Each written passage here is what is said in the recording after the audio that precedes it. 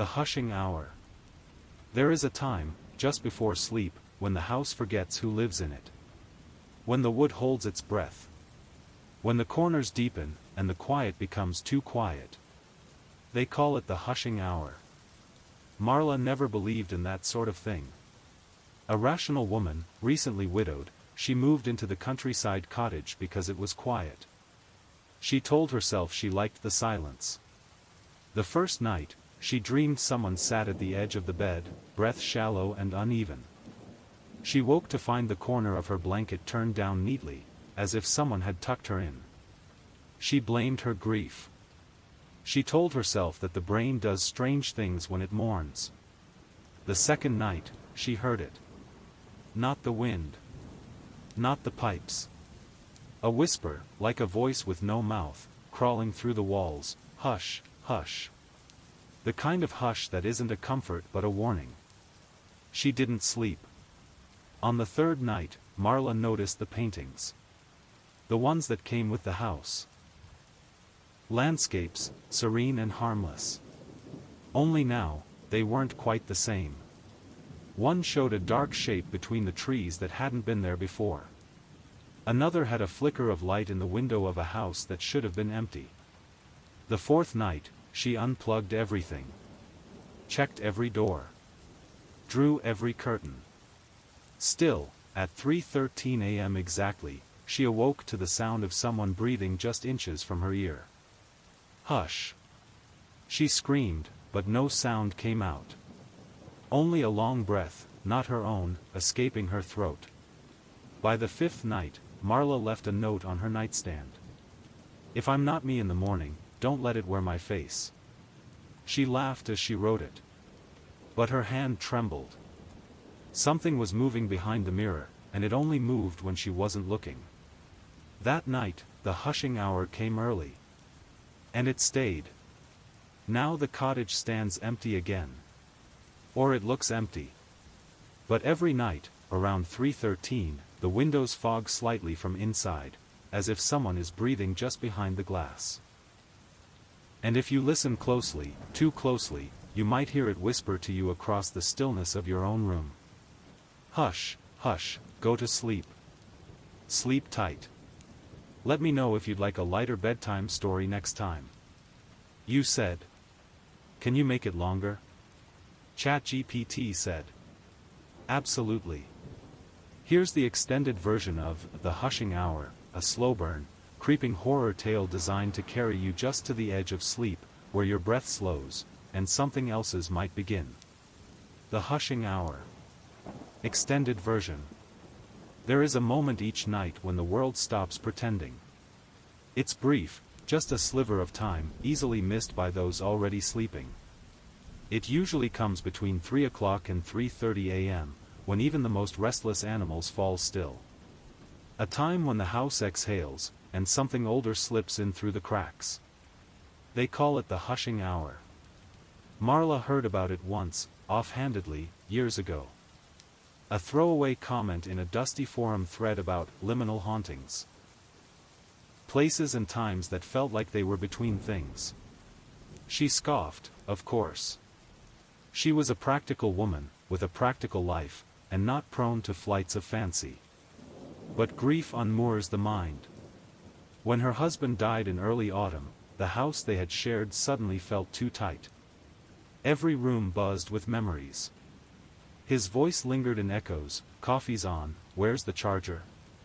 But always just behind her, never where she could face it. So she bought a cottage in the countryside. Something older, stone-built and sturdy.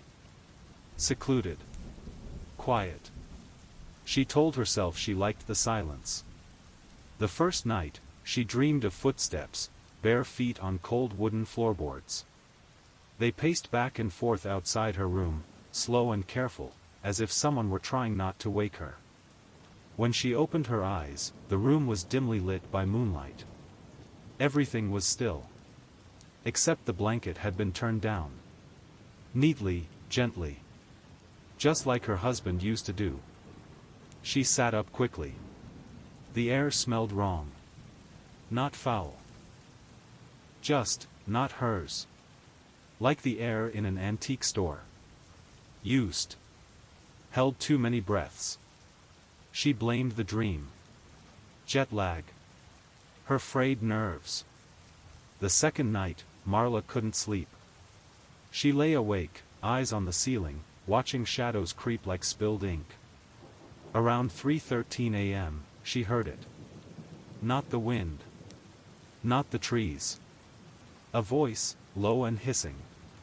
Whispering just beneath the floorboards. Hush, hush. It wasn't soothing. It wasn't kind. It felt like a warning.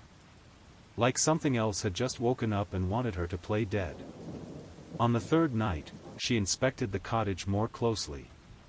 The place came furnished, complete with paintings she hadn't looked at closely before. Muted landscapes. Forests fog. Empty paths. But that evening, something was different. One painting, an overcast trail winding through pines, now had a figure. Just a small silhouette, half hidden behind a tree. Nothing distinct. No face. She stared at it for a long time. The next painting had a house, much like hers. It had always seemed empty. But now, one window glowed faintly yellow. She touched the frame. It was warm. The fourth night, she unplugged every appliance. Checked every lock. She even scattered flour on the floor outside her bedroom door, a strange old trick her grandmother once swore by. Still, at exactly 3:13 a.m., she woke. Not to a sound this time, but a presence. There was no one in the room. No one she could see. But her body screamed not alone. The hair on her arms stood up like tiny sentinels. And her breath? It came out cold. And then, just beside her ear. Hush. She tried to scream. Her mouth opened, but no sound came. Instead, something exhaled from her throat. Soft. Measured. Not hers. On the fifth day, she found fingerprints on the inside of the mirror. 5 of them. Long, too long. They smeared downward, as if someone, or something, had pressed their hand there and slid slowly down the glass, watching her as she brushed her teeth. She didn't cry. She didn't panic. She just left a note on her nightstand before bed. If I'm not me in the morning, don't let it wear my face. That night, she set up her phone to record. Just audio. Just in case. At dawn, she played it back. There was nothing but silence, until 3:13. Then. Footsteps. A long, rattling breath. And her voice. But not asleep. Not dreaming. Awake. Speaking in a low, unfamiliar tone. I said hush. Now, the cottage sits silent. Marla is gone, or so the neighbors assume. But some say they still see her, watering the garden at dusk, or standing in the upstairs window long after midnight. The realtors can't sell the house. Every photo taken inside comes out blurry, except for the corner of the bedroom, where something always shows up. Something too tall, too narrow, and never quite facing the camera. The locals say if you walk by the cottage in the hour past 3, you might hear it. Not crying. Not screaming. Just a slow, steady whisper from the shadows of the hedge. Hush, hush, hush.